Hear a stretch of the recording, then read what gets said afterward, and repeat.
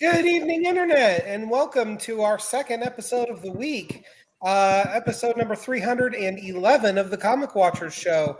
Thank you so much for showing up. He's Chad, I'm Matt, and this is our show where we talk about comics. So, our guest this week is author, bon vivant, and all around good dude, Elliott Kalan. We're talking to him about the Barbarian Behind Bars, currently on sale from Mad Cave. Elliott, how the heck are you? I'm great, thank you. I mean, I've been good ever since I was referred to as a bon vivant. I feel like that it brought a new level to my life. I'm very excited about it now. But I'm good. I'm excited to talk about comics, especially Barbarian Behind Bars on store shelves now. I'm trying to get into pitch mode. Yeah, thanks so much for having me. Yeah, there'll be plenty of time for that. Oh, okay, thank goodness. But before we do that and dive in, why don't you tell us a little bit about yourself and, as a comic book reader and just in general, what your experience has been? Sure. I mean, my name's Elliott Kalan. I'm a writer. I do a whole bunch of other stuff. I'm a podcaster as well, but I'm mostly a writer. And I work in TV and I work in comics, and I'm living my lucky dream of being a professional writer that I've wanted to be ever since I was a wee child. And at an early age, I got interested in comic books and have been reading them for 30 some odd years now. And it feels like I can justify doing that by being a professional who writes comic books now.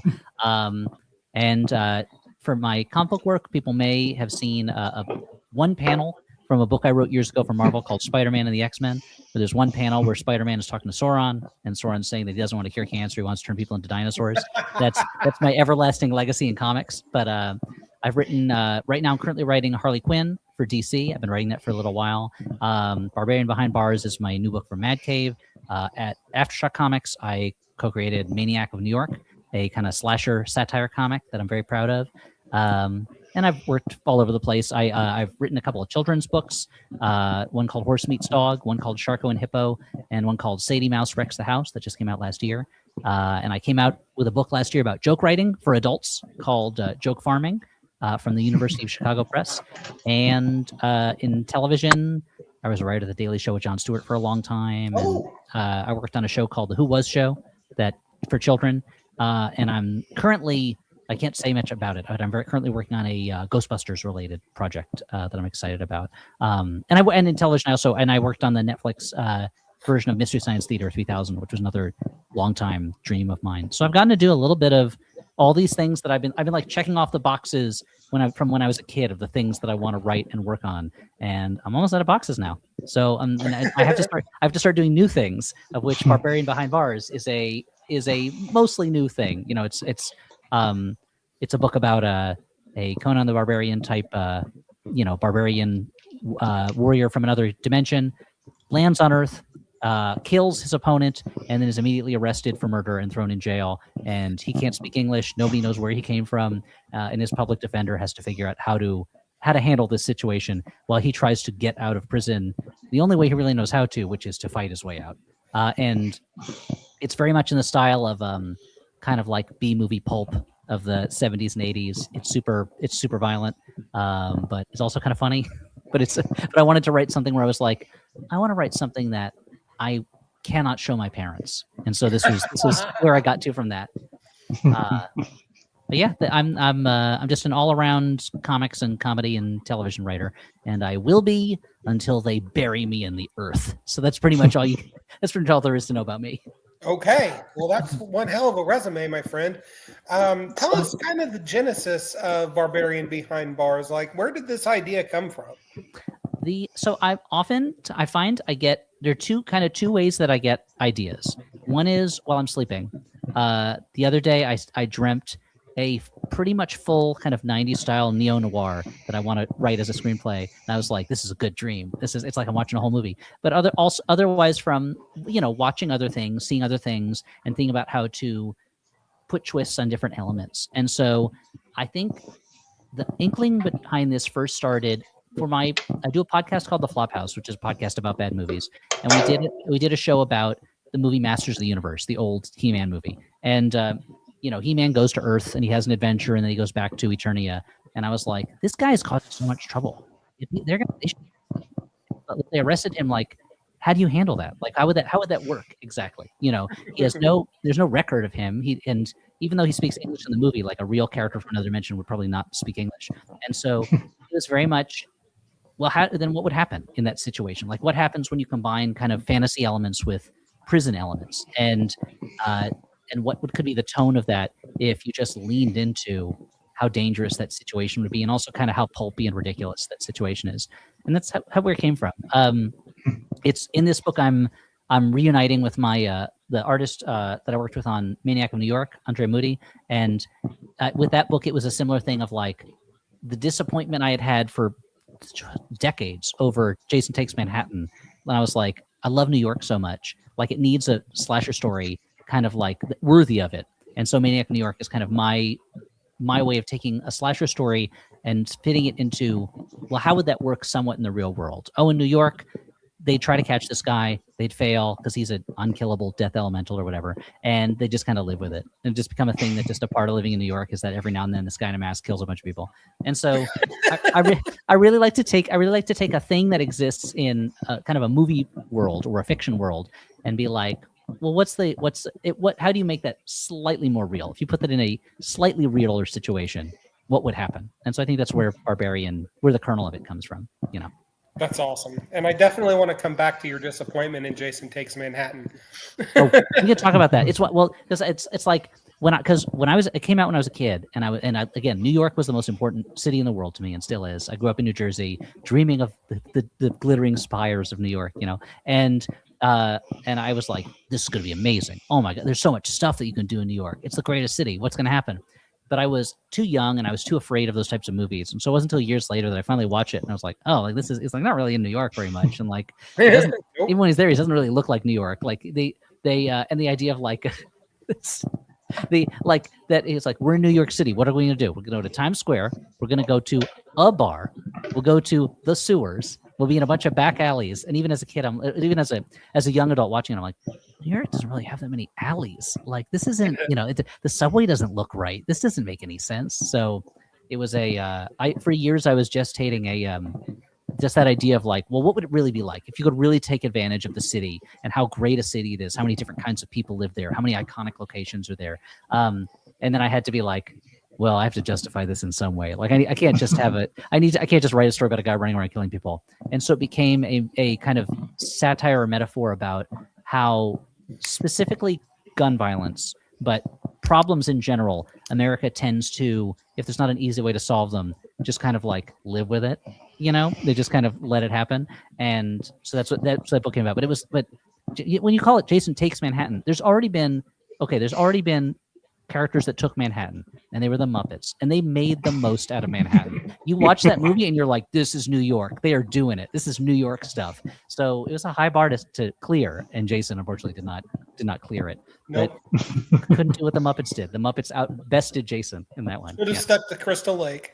Exactly. That's where he knows where all the things are. He really the thing that I like, Jason, you watch him walk around Manhattan, you're like, this is a tourist. He doesn't know where he's going. He doesn't know what he's doing. Now you talk about some of the movies that you grew up with. What were some of were any of the comics that you read as when you were young also influence the story, or? Very much so. So I first really got into comics in the early 90s, which I was there right at the start of one of the probably crappiest periods in terms of like the content of stories, but one of the best periods for shiny covers of comic books. I had so many comics with shiny covers. Absolutely. I'm still a slut for shiny covers. I had to wean myself from it. Eventually what helped the most was eventually my life got too busy to go to the store weekly. But when I was going weekly, if that cover was shiny enough, I was definitely getting it. But I really grew up as a real Marvel zombie. I got into Marvel so hard, and I think it was what inspired me more in many ways was going back and rereading the Marvel comics of the 80s, the books that came out kind of right before I was really reading the books regularly. And there's talent all throughout, comics history, but there's something about a lot of those books from the 80s that really feel like they are in this wonderful sweet spot between the kind of like adventure boisterousness and pulpiness of the 60s and the more sophisticated, storytelling that would come later. And so for instance, right now I'm writing the Harley Quinn book for DC. And if you asked me like who are my influences on that, the biggest ones would probably be like Keith Giffen, or the books he was doing, or even the Steve Gerber's book from the 70s, his. And so there's which, as you can tell, makes an incredibly popular series, that it's so heavily indebted to these writers who are not necessarily this style right now. But otherwise it's kind of hard for me to pick out specific ones. But there's so many books from the past 30, 40 years that really made a deep impression on me, and which I really loved, and which I'm trying to get somewhere close to. I feel like I've now, just in the past couple of years, written enough comics that I can now call myself a professional and not like a dilettante who like dabbles in comics, But there are times when I'll read a book and I'm like, I could never do this. I'm rereading some of the older Hellboy comics right now, and they're just so amazing. And I'm like, I don't even know how he does. I don't even know how he puts together the story in these pages. I've got to study this, So the book is at Mad Cave, and they, our good friends there are good at kind of picking up, different types of stories. Kind of walk us through pitching it to Mad Cave, and did you pitch it around to other companies, or was it just something that you wanted to do with Mad Cave? I really wanted to work with Mad Cave. So the part of it was there were some editors at Mad Cave that I had worked with in the past who I really liked working with. Mike Martz is there, and Christina Harrington who's the editor on this book. And so I knew I wanted to work with them, and the way that they worked with, I liked so much of the stuff they're putting out and the variety of it. Like you're saying, like they've got such a variety of books, and the way they treat creators seems really great. At least in my experience, it's been really great. And the books come out and they look beautiful. Like they're well printed, which is something you cannot always take for granted in the world of comic books. So I was really lucky that I was talking to them about doing something, and I pitched them Barbarian, and they were into it. So I didn't have to take it all around, which I would have. I would have gotten this book on paper somehow, but I really lucked out that I got to do it with them. I feel like I'm in very good hands with them, and I'm hoping to do more with them in the future if they'll have me. Hopefully they will. Yeah, we've talked to a lot of creators that have worked with Mad Cave, and they've got nothing but glowing reviews for the editorial process, all the behind-the-scenes stuff. And it just makes me happy to know that there's indie comic book companies out there that are really doing it right and doing it professionally. This is probably, there's so many great little companies, or smaller companies, not absolutely. little, but so much great smaller companies right now. It's really I feel like we're in a time right now when there's so many good books coming out, and from so many different places, and the reach of these companies is so much greater than the smaller companies from when I felt like I was growing up reading comics, where if a book didn't get mentioned in Wizard, it was very unlikely that my local store was gonna potentially pick up a copy of it, and yeah, it's wonderful that Mad Cave is there doing such great work, and that there's publishers like it. But it makes me really happy. Yeah, and I was just looking, literally before this, I was looking at my copy of the first issue of Barbarian Behind Bars, because it arrived in the mail finally, and they sent me my crate of them. And at the back, there's like this double page spread of the collected editions that they have out, the graphic novels that they have out now. And it's like, there's so many of them where I'm like, oh, I want to read this one. I want to read that one too. And they all look kind of different. There's so often a company can typecast itself to one type of book, and then they're just doing that type of book to diminishing returns. And I feel like Mad Cave they're building themselves a bright future, I think, and I can't speak highly enough of them in my experience. Yeah. And they also have the different imprints, so they're publishing pretty much all ages books. Yeah, which is also, it's nice that so I have two sons who are 12 and 7, and there's so much more comic stuff available for them and at different ages than there was. I feel like when I was a kid, you were either reading like Archie, or you were reading this is not exactly. I was like, you're either reading Archie or you're reading Faust, and I'm like, no, that's not it. There was stuff in the middle, But you were either reading Archie or you were reading like full bore superhero comics where someone was getting killed or something like that, or like eventually like something like Bone was around too. But now it's great that there's more of an eye towards all ages markets. That all ages mean it used to be all ages just meant like there's a comic for kids and there's a lot of stuff for older because we've got to prove that comics aren't just for kids anymore. And we kind of like course corrected too much in the comic book world. And now it's like, oh, there's all these kids that love comics and graphic novels. And it's great to be able to get stuff into their hands. You know, my wife is a children's librarian, and I'm constantly amazed by just the vast quantity of graphic novels that they stock at the school library she works at and that she brings home for our kids. It's really makes me wish I was growing up now as opposed to when I was growing up, you know, when again, like I said, it was mostly what's the book with the shiniest cover. That's the one I'm going to pick up today, you know?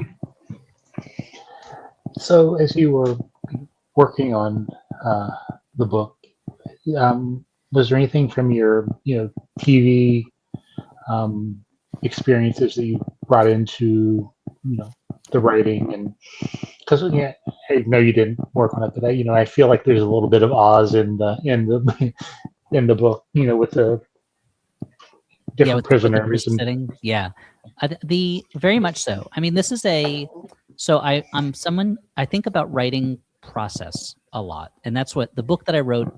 They didn't write it last year, but it came out last year. Joke Farming is very much about writing process, and it was exciting to me to see how much of the skills that I have picked up from writing television apply to comics in terms of pacing, in terms of how to get across character pretty concisely, so you get a sense of a character quickly, how to keep kind of little cliffhangers coming along so that the page turns all kind of lead you to the next page, but also in reverse, how much writing comics has helped me with writing television.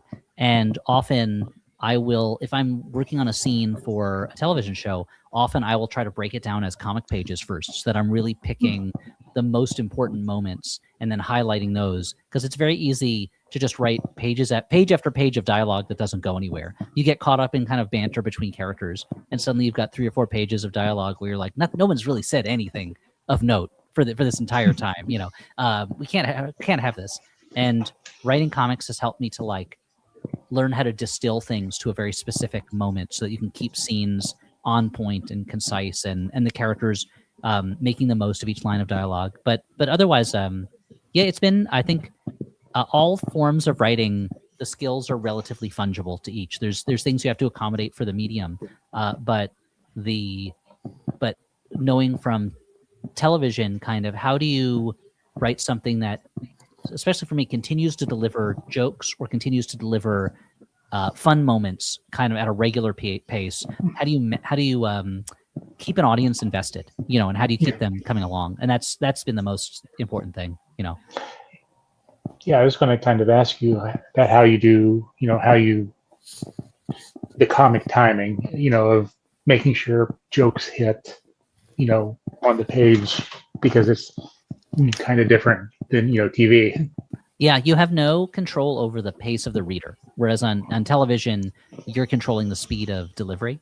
And so it's a lot of making use of how much, which panel is this going to land on? And, people naturally, there's a little bit of a beat in between panels that gives you a little skip in time, or if you can put in a silent panel to build a little bit of space in and things like that. And so, unfortunately, I'm not always great at it because I want to cram as many jokes into a book as about if you read Harley Quinn, a valid criticism would probably be I'm trying to squeeze too many jokes into this book. But I think knowing how much verbiage you can fit in a panel, how you can space out the balloons so that it feels like you're mimicking the pacing that you would deliver if it was spoken, how you can do it across the panels is something that I've been working towards, and which I think that's the way to control that pacing, the momentum, so that the jokes hopefully land in the way that they're supposed to. I remember reading something that I think it was Mark Waid wrote. It was either Mark Waid or Alan Moore. They're both great. They're very different, but they're both great. About literally a word balloon can only hold this X many words. And it was they had the specific number of words. And a panel can only hold so many words in it. And so working within that, how do you control timing so that something is spaced properly between word balloons, spaced properly between panels, so that someone's eye is on that panel for just the amount of time that you want it to be on, and not for too long and not for too short. And that's something I'm kind of always fiddling with a little bit, you know. And how's it working with Andrea? You know, to kind of make sure that your writing and timing, you know, translate, you know, art wise. I mean, I love working with him. I love his art. I love the it looks so real to me, but it also has a little bit of a heightened element to it. But it's also beautiful. Like the watercolor art he does is beautiful. I love the facial expressions that he draws. Like his people look like real people having real reactions, which I love. And so usually he and I just happen to be on the same page. You know, there was an issue of Maniac of New York where I was like, I forgot to send you. Part of it took place at a school. I was like, I forgot to send you like a reference photo for what I wanted this school to look like. But here's the photo that I found. And he's like, oh, like this? And he had like already drawn it and it looked exactly like the picture that I may have found the same picture. I was like, yeah, that's it. And every now and then there's something where I'm like, oh, can you move this a little because it's got to pay off this way later on. Andre, he likes to, at least most of the time, I think he doesn't like to read too far ahead because he wants to create a sense of immediacy on the page. So like he'll read a page and he'll do the art for that page. And every now and then I'm like, actually, I need this guy to like be at that part of the room because like later in the book, he's going to need something from over there. And he's like, you got it. Of course. He's always so positive. He's so full of positive energy. And his emails are so full of exclamation points and like thumbs up emojis and things like that. I love working with him. It's really great. And he is someone who I'll be like, this page should be real bloody. And he's like, you got it. And so he really throws himself into it. And I think he really likes to play around with like lighting, shadows, color in a way that brings so much feel to the book. So I love working with him. I'm looking forward to whatever we do next, you know. And for the characters in the book, were there any, actors or kind of movie roles that you were kind of trying to what's the word I'm looking for, emulate, I guess? Somewhat, although Andre kind of like, I think he resists making anything look too similar to what exists already. So I would send him, I'd be describing the characters and be like, this guy looks kind of like this, but kind of like that. There's a character Lanny who's his cellmate, and I'm like, he looks kind of like Cheech Marin. Not exactly. And he created this character. I'm like, that gets across the feel exactly, but you wouldn't look at it and say, oh, that's Cheech Marin. Or this real Weasley jerk of a character in it, who is going to become who becomes a larger part of the story as it goes on. This character, Garth, who's like the sidekick to the head of the kind of like Aryan Brotherhood type character leader in the book. I was like, he looks kind of like this Weasley character from this one movie from a while back, and I sent him a picture of that movie, and he's like, you got it. And he gives me a character who gets across the same feel, but is not the exact same thing, which I love. I think he's always really looking for, how do we make this something that has the vibe you're going for, but is not the Ultimates with Samuel Jackson just showing up as Nick Fury, and you're like, well, that's obviously Samuel Jackson. Like, what's going on here? So, how many issues is Barbarian Behind Bars slated for, and are you planning on leaving room for a sequel?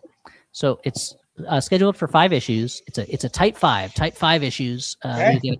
You'll get a complete story. But I am leaving it open for a sequel because I really love the characters in it. The Barbarian, who I like to leave his backstory mysterious because it gets revealed later in the series, but his name is, I think you hear his name in this one, it's Darkor. But his public defender Irene and his cellmate Lanny, and they're these 3 characters that I really came to like love so much while I was writing, and they go through such terrible experiences in this book. So I feel like I owe it to them to give them another story where they can they're still going to go through terrible experiences, but it'll be different experiences. And I had such fun playing them off of each other. The Barbarian he's like, for most of the book, the other characters cannot understand him, and he's a very physical presence, and there's a nobility about him, but it is the nobility of someone who only knows how to express themselves through violence and knows that violence is is not the most noble way to express yourself, and he doesn't know how to solve a problem other than fighting, but he's yearning for it. And his cellmate Lanny is a guy who's been in jail since he was young and committed a murder during a robbery that he's regretted ever since. He's become a Buddhist in jail, and he's proud of his Buddhism and his ability to cook grilled cheese on like this makeshift hot plate that he's put together. And so I love the fact that he's like a regular guy, but he's always got something from Buddhist wisdom to share, but not always at the best opportunity. Like it's not always when people want to hear about that. But he's very proud about grilling cheese. And Irene she's a public defender, but she's like not a great public defender. And she's really short-tempered, and she's really sarcastic and kind of aggressive. And I'm a big sucker for female characters who are aggressive and sarcastic and just do not want to deal with the things that are being placed on them. And these three characters I found kind of played off each other in such a great way where they can all be kind of the protagonists in a scene, but in a way where there's still tension between them, and there's still frustration and a fun dynamic between them. So I'm hoping to do more with them at some point. Hopefully the book will do well enough that we can justify it. But at first, it's only 5 issues, so you don't have to worry about getting in for a long haul. 5 issues, and that's the full story. You'll love it. So is the sequel entitled Barbarian Beyond Bars? What a great title! It should be. That's a great title. That is a great title, actually. It is a great title. Elliot, if you go with that, you got to give Chad a Coke. Like I'll say title inspired by. I'll say that's what I'll say. That is a great title, Barbarian Beyond Bars. Yeah, because Barbarian Between Bars is not great. That just makes it sound like you tried to slip out and you couldn't make it all the way through. T1000. Yeah, exactly. Either that, or he's on a bender. You're going from one bar to drink. Well, that could be. Then it's Barbarian Behind Bars, and it's him throwing up. In the alley behind the bar. That's funny. So we've kind of talked about her a little bit, but let's get to the other major project that you have going on right now, and that's Harley Quinn. Sure. Over at DC. You've been on that book for roughly a year, I think. 20 or so issues. Yeah, it's been a little more than it's been almost 2 years at this point, which is astounding. Oh, 2 years. Okay, yeah. My mistake. It's the longest run I've ever had on a book, and a child tried to enter the room and then closed the door roughly. So I apologize for that slam if you heard it. I think it came on issue 46. It was 46 or 44, maybe. I don't. I'd have to look it up. I'd have to look in my files. Part of the issue is also that I'm writing the book, months ahead of what's coming out. So there are times when I'm like, which issue is out now? I think we're in the. I think you're in the 60s. Yeah, it's like that. So I started in the 40s and now it's in the 60s. But it's but I really have enjoyed writing it. I mean, Harley Quinn's a great character. I really love her, but she's a character who I love that she is funny and she is chaotic, but she's also fairly introspective for a character. Like she has a psychology background, and for someone like me who has been in and out of therapy for years for various reasons, it's been thank you. It's been a great opportunity to use to take like feelings I think a lot of us have about self-doubt or not understanding what we're supposed to be doing in life and channel them through this really bonkers character who's really fun to write. And DC has given me so much rope to hang myself with on this one, in that the people there have also been really great for me and have been really good about helping me carve out like a little corner of Gotham City that usually is not that related to what else is going on in Gotham. Right now I'm working on a storyline that is more directly tied into a larger event that's coming up. Is it the Poison Ivy event? I can't say anything about it, but of course, if Poison Ivy is doing something, then Harley's going to be involved. No, I think that's it. I think that's the next Batman event that's coming out. And they've been really supportive of me writing a book that is funny, but also can be heartfelt at times, and where I can use some of the kind of lesser lights of the Batman world and bring them in and invent silly characters and build a supporting cast for Harley that really populates her world. And so do a fair number of issues about gentrification and urban lifestyle issues, which is a big interest of mine, and so I've had a great experience there, and they've let me do a lot of really zany stuff with the book. Like there's a scene in one of the issues where over a period of a few issues, Harley is at war with her own brain. Her brain is like doubting her and the decisions she's making, and eventually swaps places with her and takes over her body for a while. And the idea of having this character who is literally in a fight with her own brain, and that the way that the fight ends is by her sleeping with her brain, essentially, like is that she has a confrontation with her brain and is able to and decides that she has to show herself self-compassion. That's the first step in real therapy. But there's a thin line between self-compassion and just plain passion, and she ends up having sex with her own brain. And I remember like talking to my editors, and I'm like, I hope you let me do this scene. If you don't want me to do it, we're gonna have trouble. And they were like, no, this sounds fine. This is great. And once they did that, it was like I had no mountains left to climb. So it's been a great experience, and it's a book that for most of its run, it's single issue stories that are kind of like slowly building the cast of characters and what's going on. And I wanted people to be able to pick up an issue, read a full story, hopefully enjoy it, that every issue would be funny, even if there's some serious thing happening, that there's funny moments in it, and really make her a humor character, and bring her a little bit down to earth after a couple runs of Harley kind of getting into big stories or like cosmic stories. Make her a character who is dealing with street level things. And I don't know, one of the themes of the book has turned out to be kind of like friendship and community, which I think a lot of the things I write are about community and how you find a community, what it takes to build one, and where the strength that comes with letting other people into your life. And so something that I've been proud of with the book is that like a number of characters start out as villains and then eventually just become part of her supporting cast. So like one of the first villains she deals with is a character named Convoy the Untruculated Man, who is a man who has the power to, it's called ventriloquism, where with his mind he can control mid to large vans and trucks. And he starts out as a villain, and then by the time of the issues that are coming out now, he's just like a member of her supporting cast who lives in the neighborhood. These two characters that I picked up from the DC universe, Convoy I came up with, but these characters, Gun Bunny and Mayfly, who were kind of like, just general assassin characters that they came in because they were going to pick Bloodlines.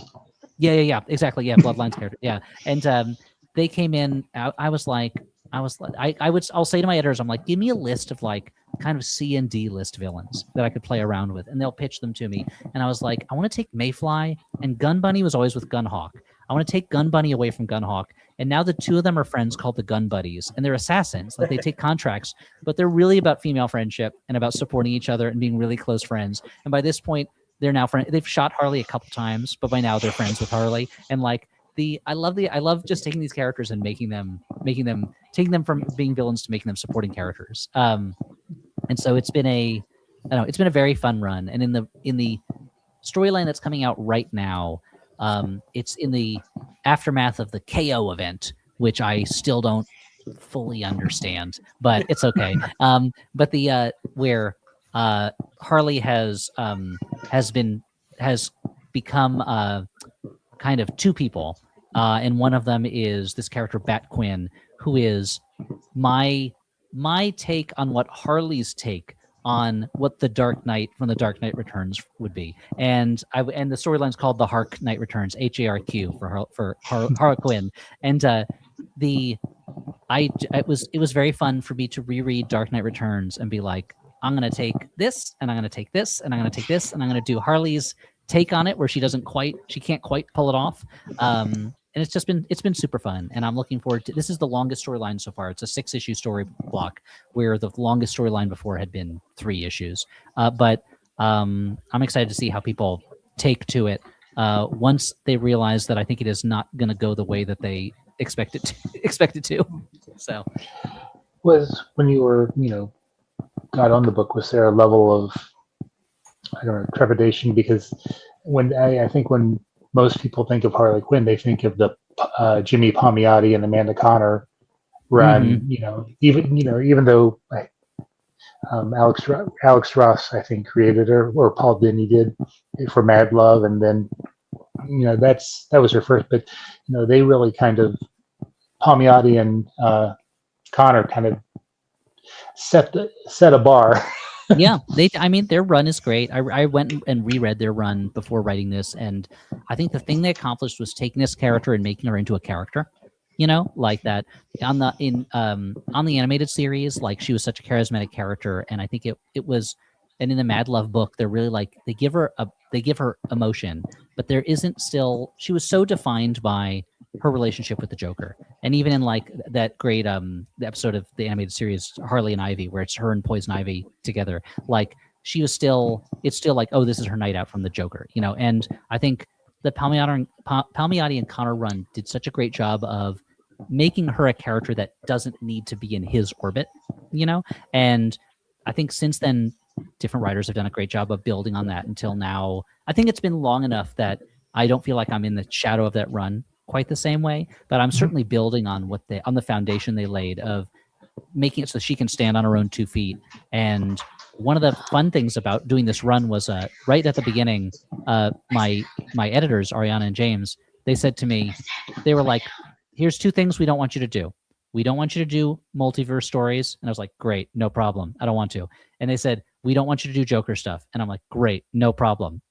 Like, because once the Joker comes in and her find just by this one relationship, whereas I want her to be her own character. And if you're going to define her by any relationship now, it'll be her relationship with Ivy, but I don't know. I'm certainly building on that foundation, but there wasn't trepidation so much as there was the trepidation of taking on a character that some people have a very, very strong opinion of who she is and what she's supposed to be and what kinds of stories she's supposed to be in. And certainly the fans I hear from the most are the ones who are not happy with the way that I'm doing it. But I don't know. But I feel like my first audience is my editors, and they'll be like, this was hilarious. And I'm like, great, I'm glad you liked it.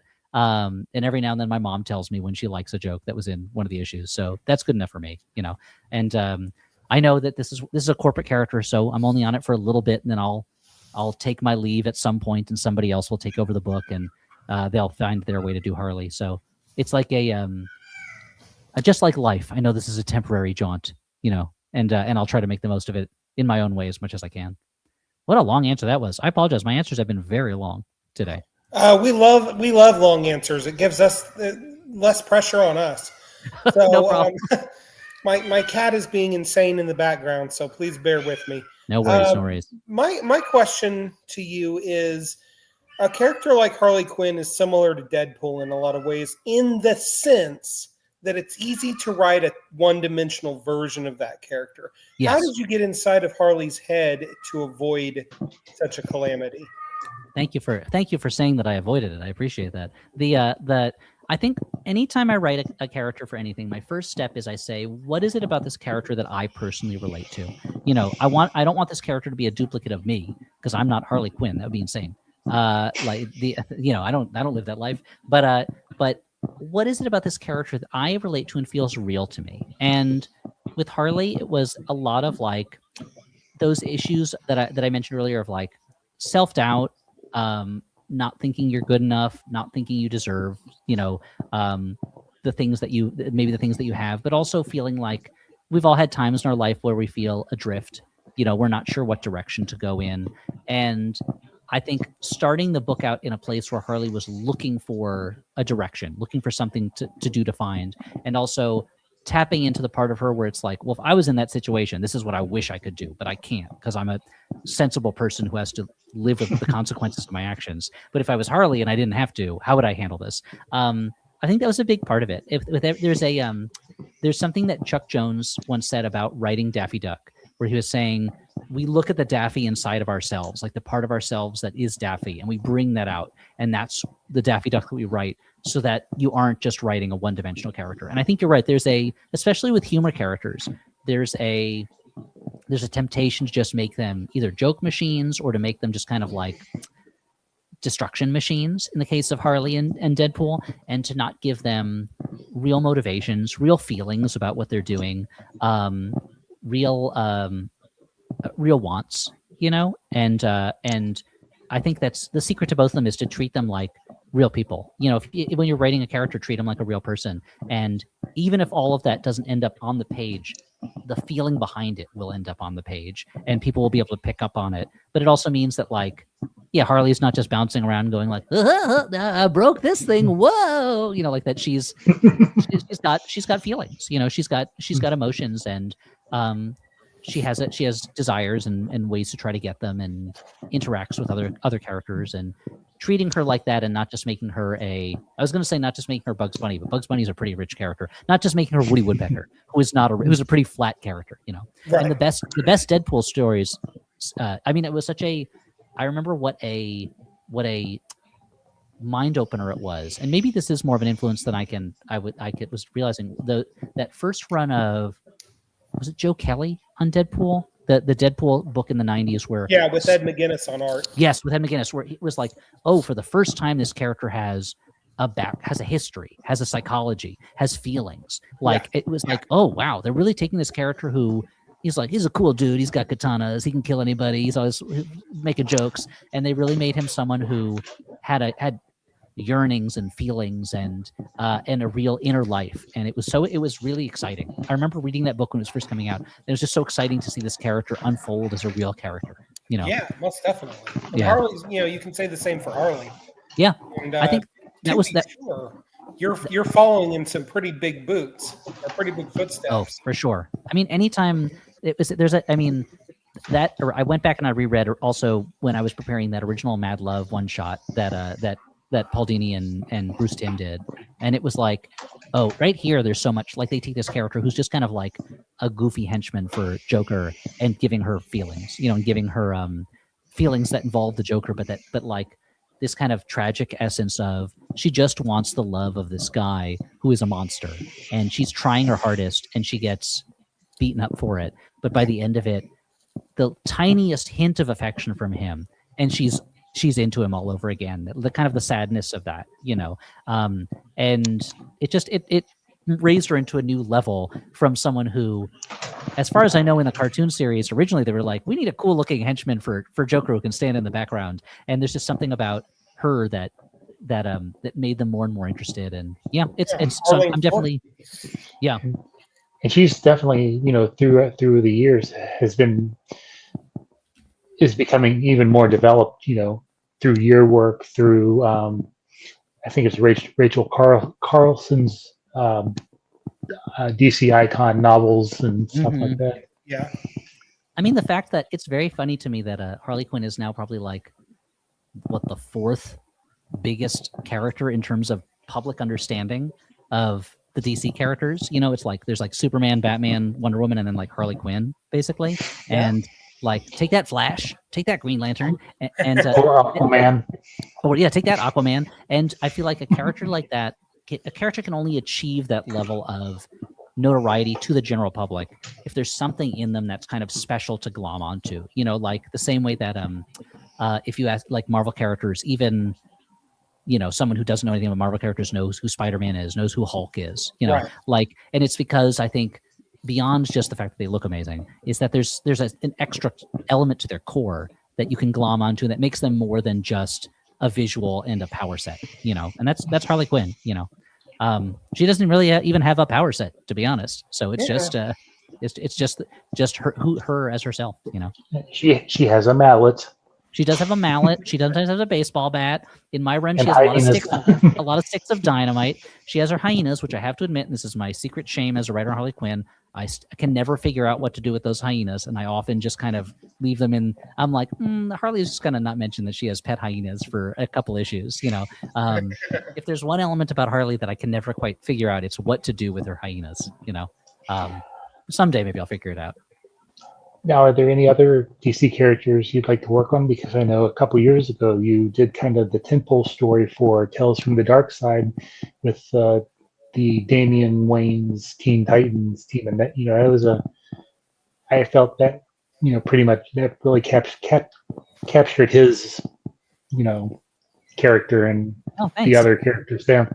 Thank you for reading it. I appreciate you reading that one. I mean, I did a couple of like 1-page, 2-page type things with Ambush Bug years ago for like DC Online, and that's a character that I'd love to dig into also. He's the DC characters that I would really love to do are the ones that like are not not the big characters. So I wish I could be like, I've got all these great ideas for Superman, which I'll never get the chance to write anyway. But if they came to me tomorrow and they were like, do you want to do an OMAC book? Do you want to do a Commandy book? I'd be like, yeah, definitely, for sure. You know, do you want to do a I'm trying to think who else. Like the I'll have to think about it. I feel like but it's like do you want to do a creeper book? I'd be like, yeah, definitely 100%. Like, yeah, the characters that are, but there's a lot of room to play with them. And how do you feel about the Forever people? I love the Forever people. I mean, anything from the Fourth World, I would do in a heartbeat. You know, if they were like, we need someone to write an Orion book, I'd say on it. The Forever people, yes. Anyone? Can you write Slig and the Deep Six? Yeah, for sure. I'll find something to do with them. You know, you want to write a bug book? Yeah, I'll do a bug book. That sounds fantastic. You know, so like any of those. If it's like if Marvel was like, do you want to do a book? Would you write a book for us? If any characters, it'd be hard for me not to be like, yeah, well, I finally want to write that D-Man book that I've always wanted to write, or like I'd write one about a like Carcass and the Reject from the Eternals. Like, yeah, I want to write these guys. You know, so it's I feel like unfortunately that might be the comedy writer in me, where there's part of me that is like, you know, I got to write a Wolverine annual once, and I was like, oh, this is so great that I get to write Wolverine. And Spider-Man's the greatest character in fiction, so I was excited that I got to write a Spider-Man, you know, miniseries years ago. But again, if they asked me at Marvel, they're like, what characters do you want to write? Anytime I've ever pitched them something, it's been like, what are we doing with Sleepwalker these days? You know, what's going on? At one point, they were not interested in this, but I was pitching them something that was like, that Alicia Masters was going to run like a halfway house for like former younger heroes that now need a place to go. So it was like, you know, the place that like, like Rage from the New Warriors would end up or something like that. But Darkhawk is hanging out there. Yeah, Darkhawk is, yeah, exactly. Like all those, I mean, I feel like the characters where there's a lot of potential that hasn't been as tapped in. Those are the ones I would be most excited about, or the ones that are off the beaten path. So they don't have as much freight to carry. They're not load bearing in the Marvel universe, you know. I could see you doing a Young Heroes in Love revamp. Oh, I would love that. Was a great book, Young Heroes in Love. That was. I should reread that. I remember reading that at the time and being like, I love that it feels so different from the other books. And again, it's taking it seriously, kind of like if a bunch of young heroes got together, they'd just be falling into each other's beds all the time, you know, like, and there was that one issue where they found like a Japanese comic of themselves, and they're like, what is this? And it's just like page after page of untranslated Young Heroes in Love manga. You know, that was a fun book. That was like, there are a number of, I mean, both companies have a number of books like that, like the characters that didn't really hit at the time, but there's a lot of from DC 1 Million. Yes, exactly. What a great run by Tom Peyer. Yes, that was a fantastic book. Yeah. Where like there was that book from Marvel years ago called The Order that only lasted for like 10 issues. Yes, and Matt freaking Fraction wrote that. Yeah, and it's a super fun book, and those characters are really cool, and you just never know. I mean, that's the thing with comics that's exciting is it's such at its best, it's like an idea generating world. You know, there's always new things, and nothing ever goes away, so you can always pick something up. Like the fact that we're living in a world where Squirrel Girl is now like an established kind of popular character is astounding. Absolutely. After years of her just being the go-to joke like reference, so it's exciting. So yeah, if they were like, pick any character at DC that you want, and we'll give you 5 issues to try it out, I would be like, it would be so hard for me not to pick a character that would almost instantly doom the book to being canceled after those 5 issues, because it would be someone who, or like if they were like, do you want to write another book in the Bat family? I'd be like, yeah, let me write a Batmite book. You know, like could he have his own ongoing? And they'd just slam the door in my face probably. But you know, I mean, I'm a firm believer that there's no such thing as a bad character. I agree. You know, characters who maybe haven't had their potential understood yet. And there are characters who someone hasn't found the right way to do it. There are a few characters that are kind of like there's a problem at their core that's hard to. If someone came to me and said, we want you to write like the character Solo, the mercenary character from Marvel, who's basically just like, or the Foreigner, any of those kind of hitman assassin characters, who are basically kind of the Punisher. Bargain bin Punishers. Exactly. I'd be like, I don't know how to write those. I don't understand that. But if they came to me and they were like, it's time, Kilowog needs his own book, I'd be like, Okay, sign me up. Let's see what we can do. Let's make it happen. I'd read that. Yeah, because there's so much. Also, there's so much more you could do with it. There's less pressure on a character like that. Yeah. And so I don't know. It's there's just so many possibilities. It's a great and that's just in the world of superheroes. Comics is such a beautiful medium. There's so much you can do with it, and there's so many ways to play with the elements, and it's just there's always new ways to use that format or to find things to do with that format and tell stories with it, and it's just really inspiring. Yeah, most definitely. Now you've got me thinking. I'm like, I got to go back to my editors and be like, all right, here are the really dumb characters that I want to that I want to work Squirrel with. Girl. Who's the character who's they're a laughing stock right now, but all you get there was a I mentioned my editors. I'm like you should be glad I'm not pitching you the Gun Buddies miniseries I'd like to do, and they're like, if this was 1995, we'd probably come out with that miniseries, but probably not in 2026. Yeah. Well, Chad, do we think we're ready for top 5? Sure. So we'll start at number 5. We'll go around, say our top 5, say a little bit about it, and then as things go, we go to number 1. Okay. Yes, because it's a countdown. Okay, I've got two top 5s. Well, I'll tell you after you announce what the top 5 is. I'll tell you what my Chad, tell us what our top 5s are. Our top 5 is this week. Oh, it's superhero movies, shows, entertainment. Anytime they put it on the screen, translated a comic to a screen, big or large, then. Because I've got my top 5 ones that are actual superheroes, and my top 5 movies where they're kind of superheroes. They're kind of superhero-y. Okay. I have a couple TV programs and mine, and I guess I'll start with my number 5. And you can send hate mail to Chad at Comic Watch dash, but I think it was really a missed potential, but Powerless, the kind of the Office type show about the. Oh yeah. I think it was, it was the only bright spot in the DCU when everything was filmed in the dark, and yes, I remember that. So much potential. Yeah, it's too bad. It feels like there's a real opportunity for a show that is about kind of ordinary people in a superhero world, or people who are dealing with that world who are not in the middle of it. And I know that Marvel years ago was trying to develop a damage control series that I think never saw the light of day, and it's too bad. Someone's got to develop like a Daily Planet or a Daily Bugle series where it's like you're covering the news in a superhero world, but you are the fly on the wall in the Marvel Universe type show. Exactly. Yeah, Powerless is a good choice. Yeah, that's a good one, Chad. I'd completely forgotten about that. All right, Elliott, you're our guest. Why don't you go next?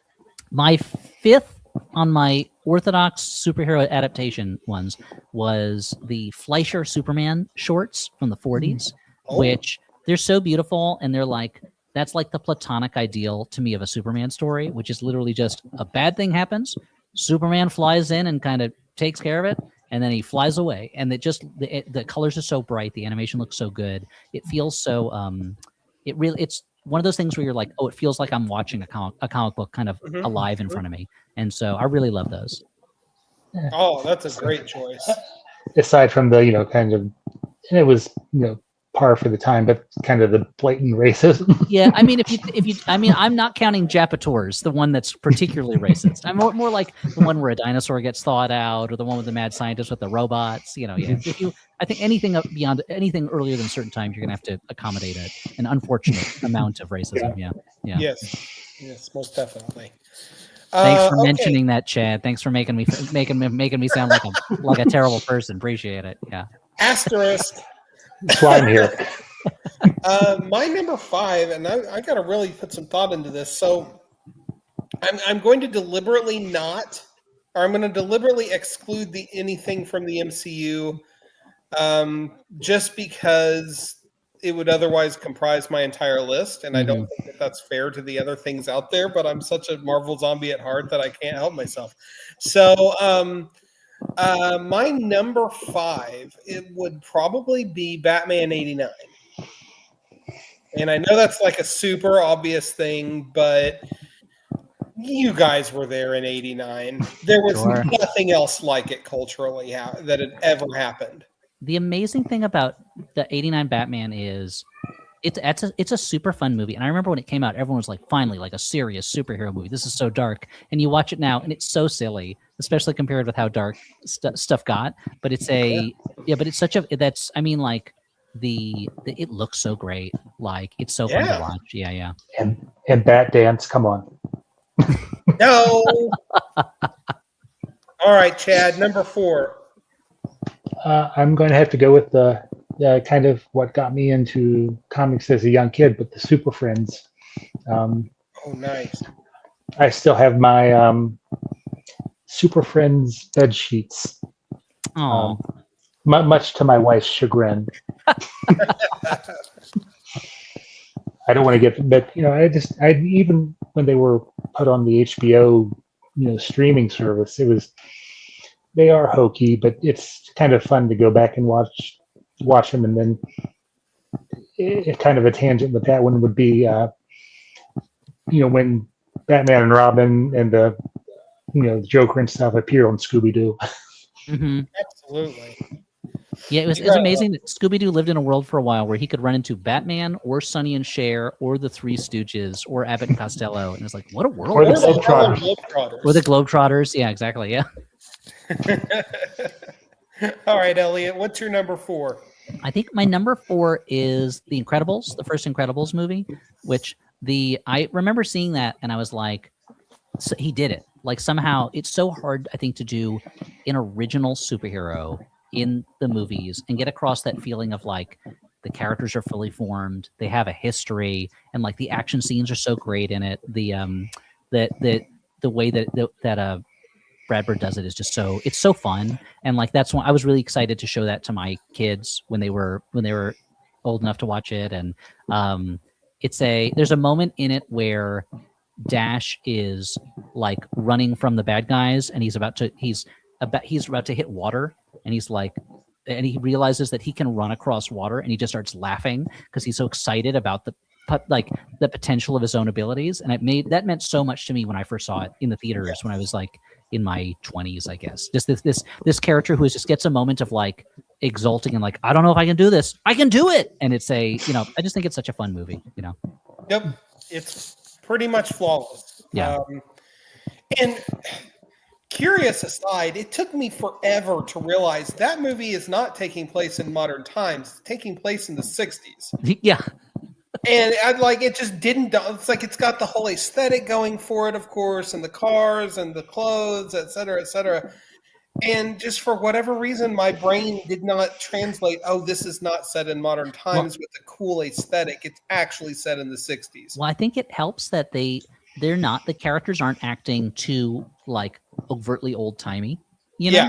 Like they feel like current characters, which is the right way to do it, even when you're doing a period thing. Agreed. So it's it looks like he's got such an amazing sense of design style. I mean, so many people worked on that movie, but it's the fact that their costumes look so good and their costumes look like superhero costumes, as opposed to whenever this is one of my beefs with even with the MCU stuff, where they're like, we wanted to add some texture to these costumes, and I'm like, don't do that. No. Like, why is this costume made out of little pebbles? Like, come on. I don't understand. Anytime they take have nipples. Or have nipples. I mean, at that point, Batman was had hit rock bottom and was making decisions he shouldn't make and things like that. Yes. I like to think that was Batman was designing that costume in a low moment, and his family and friends were like, when do we talk to him about this? All right. My number 4 is going to be Teen Titans Go. It is, on top of just being hysterical, it is a pretty much perfect love letter to all things DC. Mm-hmm. And the fact that it can be as wacky as it is and still be genuine in its love of the source material is a huge balancing act that only the canniest of writers could and creative teams behind the scenes could pull off. I almost put Teen Titans Go on my list for the same reason, that it's somehow so funny, but it never feels like that the joke is superheroes are dumb or superheroes are goofy. Oh. It's comedy. It's taking place within a world that takes itself. Like when they're doing superhero stuff, it's like it's serious. They're sincere about it. You know. Yes, totally agree. All right, Chad, number 3. No, I have a son who's 9 years old, and so during the pandemic, we watched a lot of the. Was the Avengers cartoon, but they're like the chibi type characters. Is that Earth's Mightiest Heroes? Was that one, or was it a different one? Yes, that one. And it was, it worked on so many levels. It was, geared towards kids, but there were some nice winks and nods to, older viewers who might be watching with their kids. Very cool. I'm a lot less familiar with that one, so I'll have to check it out. Elliott, number 3. Number 3, I have the first of the Spider-Verse movies, which is what, Spider-Man Into the Spider-Verse, I think, where there was a moment, partly because I watched that with my son when he was going through some health stuff that was kind of scary, and we were able to just kind of watch it, and he's not a real superhero guy, and he just enjoyed it so much. And it feels like there's a point during the credits, the credits at the very end of that movie, when there's just as many Spider-Mans on screen as humanly possible. And I was like, well, they did it. They figured out what I wanted to see in a movie more than anything else, which is just a bunch of Spider-Mans on screen doing things. And I feel like that's another one that is so funny, but it also doesn't feel like they're not at any point not taking the character or the character's feelings or the motivations seriously. It's very much about what it means to be Spider-Man, but it's really funny, but it's also really exciting. But I think just remembering watching that with my son, it made it a very special movie for me. So that's my number 3. Dig it. Yeah, I like it. My number 3 would be the first Deadpool movie. And I say that because it's so obviously made with a shoestring budget, but it's got its heart on its sleeve in such a way that, relative shoestring, because it still looks phenomenal. Mm-hmm. But it's got its heart on its sleeve, and it's obvious that everybody involved just was just head over heels with what they were doing. I feel like it's such a redemption story for Ryan Reynolds as Deadpool. Yes. Like the idea that he played that character in X-Men Origins Wolverine, and he was like, no, I can't let it stand at this. I've got to do right by this character. This is terrible, and that he made it happen. It's astonishing to me that Deadpool is now such an enormous character. When I remember for years when he could not. His book was always at the verge of cancellation, right? And they had that period where it was Cable and Deadpool, and then Deadpool was like teaming up with a different character in each issue, and they're like, "What do we do? What do we do to keep this book alive?" And that now he is, he's in every book. Yeah, he's in every book, and you see him. Years ago, I wrote a story for Marvel that never got published, but it was drawn and inked and everything, and that was a Spider-Ham short story. That was a parody of the Old Man Logan series before the Logan movie came out. It's called Old Man Spider-Ham. And even at the end of that story, I had Deadpool show up. And he's like, what are you doing? You're doing a book without Deadpool in it? What are you talking about, man? You can't do that. Like, he just burst into the book. And it's just astonishing to me. But yeah, it's amazing for when someone is like, I'm going to do right by this character. I got to make it happen. And they actually make it happen. They actually make it happen. Yeah. Okay. Chad, number 2. My number 2, I'm going to have to say the Peacemaker TV show. You stole mine. I mean, and even the James Gunn Superman movie, because after the years of being forced to watch Zack Snyder Dark, I still have not seen either cut of the Justice League movie. You're not missing No. anything. You're not meant to. I will tell you this: the Zack Snyder cut is better, but it's a better version of something that isn't right at some point. And Yes, that's actually a really good way to put it. I remember It's watching. less disjointed. Yes, I remember, but it's less disjointed. But you're like, I'm still not. This still feels It's still not wrong. a good thing. And I remember watching Batman versus Superman, and I was like, is this what we wanted? Was Batman to be slamming Superman's face into a urinal in an abandoned men's room in an old train station? Is that? I don't know if that's what I wanted out of these characters, you know. And then for everything to be stopped when it goes, Martha, huh? What? Exactly. Wait, your mom's got the same name as my mom. It's such a funny reason. But anyway, so I see what you're saying. But now to bring, you're saying to bring kind of like a new feeling into the DC universe. Oh yeah, I mean, even the new Superman movie was like, it felt like what Superman's supposed to be, hope, sunny. So, I mean, even with the previous Superman movies where you had Brandon Routh kind of being stalker Superman outside the window, that was kind of creepy. There was in the that Superman Returns, right? Like there's a part in that where when he's anyway. Well, this is not family appropriate, but the how it's like he doesn't know that her fiance I think thinks that Lois's fiance thinks her child is his child, and I'm like, but it's really Superman's child. And I'm like, did she sleep with both of them in the same night? Like, I don't understand. How does he not realize the timing doesn't work out? That like this kid was born 9 months after Superman, the day Superman I don't understand. So that I had a lot of questions about that movie, Yeah, but at the same time, when it came out, it was the best Superman we'd had since like 1981. Oh, for sure, in years and years, yeah. Yeah. So there's that. Okay. So Chad stole Peacemaker from me, but Elliot, go ahead. What's your number 2? My number 2 is the other Spider-Man on my list, which is Spider-Man 2 from the Sam Raimi Spider-Mans, which that to me is that's still my favorite superhero movie ever. I think it's it's the best one.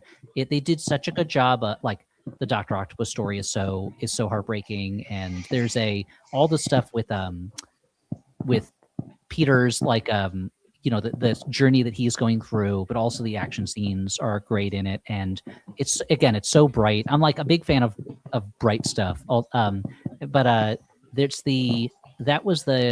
feel like it was one of the first times I liked that first Spider-Man movie also when it came out. It was the first time where I was like, this feels like I'm seeing the character and his world that I've grown up with and been imagining in my head all this time, and they're living in front of me, and it's such a good movie. And unfortunately, when I tried to show this one to my son, he pretty instantly he was like, this is a pretty cheesy movie. I don't know, it's kind of corny. And I was like, oh, come on. Oh. Yeah. But there's a moment in that movie when that whole fight on the elevated subway train is so great. It's not, I don't know how geographically accurate it is to New York City, because I don't remember where in the city it takes place that they're on an elevated train. But the whole that fight is so great, and at the end when he kind of like passes out because he's exerted himself, and there's just a shot of his chest and all the hands from the people on the train grabbing him to pull him back inside, and it was just such a beautiful moment of like, this guy's the hero, but he still needs to be saved sometimes. Like, he still needs other people in his life, and even these regular people can be heroes in this moment. And I thought it was just such a beautiful image and moment in that movie, as opposed to one where Spider-Man's just kind of like, oh, I'm on my own. I can't do, I'm the only one who can handle this, and nobody can help me. It's just, I like that they got to that aspect of him, And then in the next movie, he strutted down the street. I got to tell you, I think Spider-Man 3, the parts that I don't like about it are not the part where he's starting to like when he turns into emo symbiote Spider-Man. I remember seeing it in the theaters, and I was like, you know what? It's not what I would have expected, but it's kind of a funny idea that his version of an evil version of himself is this guy. He's still a nerd. He's still a nerd. Exactly. He's the evil version of a nerd. But what a waste of Venom otherwise. They really didn't. I mean, it was, I guess Sam Raimi was not that interested in that character. No. And I was such a Venom maniac when I was young. Like, I was just the right age to be around when Venom was one of the biggest characters in comics. Yes. So. Did you have the holographic cover and then the glow in the dark cover? Yeah, I had those covers. Yeah, I think my holographic cover, I got signed by Mark Bagley at a convention. Oh, nice. I think I still have that. So awesome. Holy grail. I have that signed by him, and I have Amazing Spider-Man 365, the one with the hologram cover. Yeah, that one I have signed by him. My favorite Lizard story of all time. That's a great that Lizard story is great, and the art in it is fantastic. I mean, I'm a huge fan of Mark Bagley's work, but especially his work on that first run on Amazing Spider-Man. He's for a long time he was like the definitive. He was the Spider-Man artist who was my Spider-Man artist. Nope, he's still my definitive Spidey artist. He's right up there with Romita and Ditko in terms of defining the character's look. Oh, absolutely. Yeah. Nope, no two ways about that one. Yeah. My number 2. Since Chad stole Peacemaker from me, no, I'm just kidding. It's still going to be Peacemaker, suckers. What a twist. And I'll just keep it brief since we've already talked about the show, but on top of James Gunn's storytelling sensibility in general, which is taking outcasts and turning them into lovable heroes or anti-heroes that you want to root for, John Cena is a revelation in terms of acting on that show. Like, who would have ever thought that a wrestler turned Peacemaker, of all characters, would have so much pathos to him? And I just love how much they were able to wring out of that in that show. And I'm a little irritated with Gunn that instead of doing his 3rd season, he's like, well, no, Peacemaker's adventures will continue in the rest of the DC movies. Well, I want more of that. Damn it. But I trust in Gunn, we trust. So Chad, number 1, my friend. Well, this might come as a surprise since a lot of my previous answers were animated and lighthearted, but I am going to have to say the Watchmen HBO series. Ooh. I was probably like most people kind of had reservations of how do you take a story that's already almost perfect and can continue it, but I was really disappointed when there was not another season. Right. And there was never planned to be a 2nd season. So, but yeah, that's a good one, and I wouldn't have thought about that. But yeah, you hit the nail on the head, my friend. There's a scene in that sticks with me all the time. That I was just talking about it at work the day before yesterday. When that guy is in the suit and they're chasing after him and he just squirts liquid all over himself and then slides into a sewer to get away from the police, and you never see that guy again. And I was like, I love it. I love that this guy, this random masked character, and he has the most amazing way to escape, and they're just like, that's the kind of stuff that happens around here. Absolutely. What more can you do? That was a really well done show. Yeah. All right, Elliot, number 1 with a bullet. I'm also going to go for a television series. I'm going to say Batman the Animated Series, which I think is, with all the other things I've been talking about, except for Incredibles, because it's an original thing, they're great adaptations of a comic book, right? And but if I was going to say what's the best Superman story, what's the best Spider-Man story, it wouldn't be that adaptation. It would be something from the original material.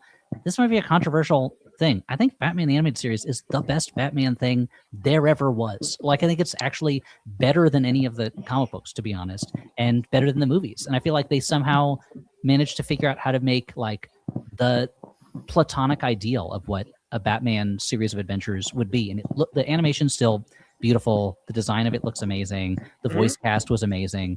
And it's hard for me to think of a Batman thing that I think is as good as Batman the Animated Series, but it's controversial. It's controversial, I know. No, I don't think it's that controversial. I think they were hoping for that nostalgia when they were doing the Harley and Ivy and Tight Man, because it's kind of in the same vein. Yeah, but, it's very adult.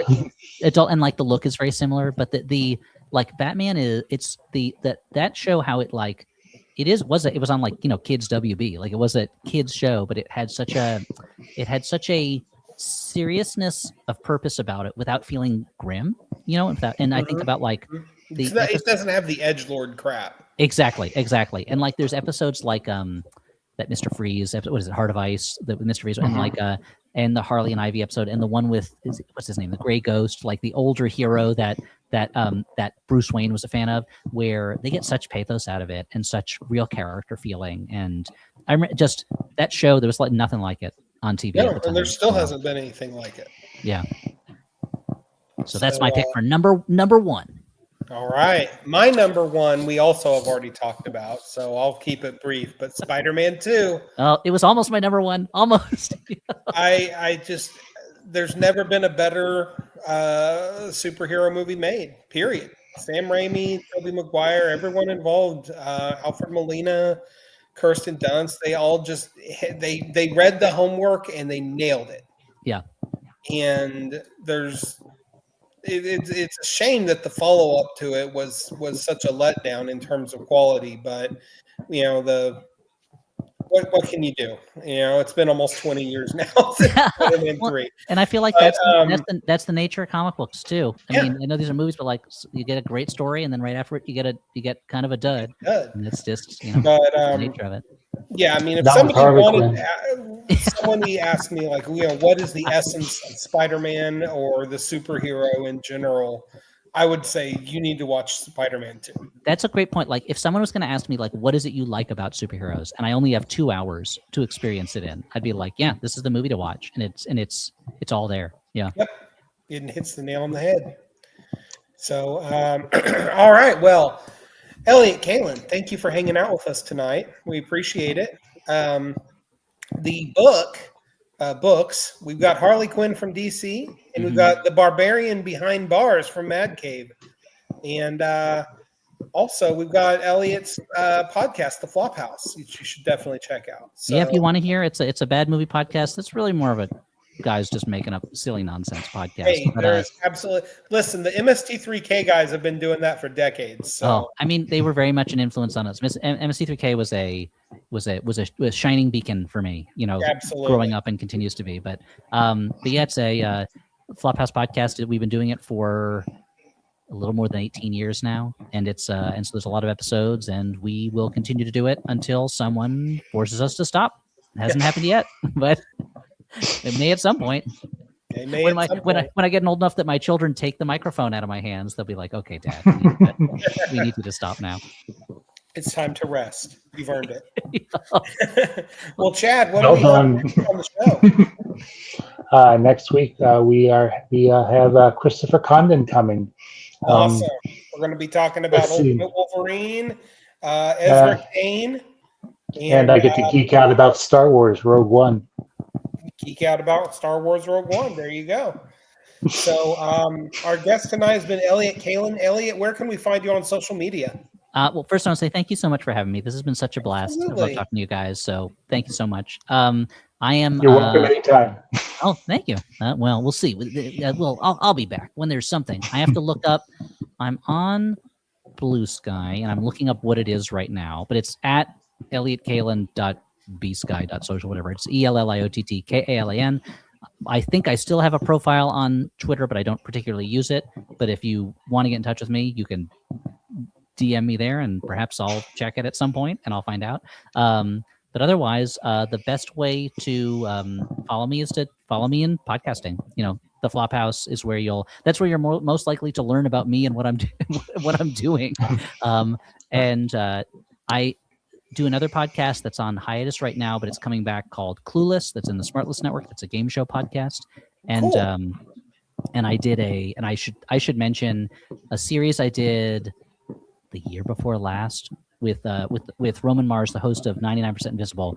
We did a series of podcasts breaking down the book The Power Broker by Robert Caro, which was one of the greatest nonfiction books of all time. And we spent a year talking about it because the book's about 1,200 pages long. And I highly it's long, but it's amazing. But I highly recommend, if anyone is interested in urban infrastructure and how political power is collected and used, then please listen to that podcast. But the Flophouse is the main thing. That's the closest I really have to social media is putting out a podcast and then people sending me emails. So, well, I was also kind of listened to a little bit of when you did the Presidents Are People too. Oh yeah, yeah. And I was kind of disappointed that you didn't do one on Herbert Hoover, because that was what my high school was named after. So Did you grow up in Iowa? no, West Virginia. West Virginia. I wonder why they named after. Oh, I gotta know about the story about this because I know all I know is a friend of my wife's. She grew up in Iowa, and her school was also Herbert Hoover High School because I think he was the only president from around there. And she grew up being like, he must be a great guy, must be a great president because they named the school after him. There was this podcast called Presidents Are People Do, Presidents Are People Too that I co-hosted with the historian Alexis Coe, and unfortunately we didn't get to do all the presidents. The show got canceled before we finished, but that was a fun one. We got to do a mix of better known and lesser known presidents, and I think I got to do one on Chester A. Arthur, which was great. He's someone whose story hasn't been told enough. But thank you for listening to those. Yeah, hopefully maybe someday we'll get back to it and talk about Hoover because he's a fascinating guy. Okay. You heard it here first. Herbert Hoover. Next with Elliott Kalan on the You got right by Barbarian Behind Bars, then maybe I can get Mad Cave to put out my Herbert Hoover series. Awesome. Herbert Hoover versus the Spies. All right, everyone. Thank you for listening. Thank you for supporting us and support. You can check us out at comic-watch.com, of course. And until next time, get out there, do some good in the world. Support local all the way. And just don't be a jerk. Thank you kindly. And until next time, bye.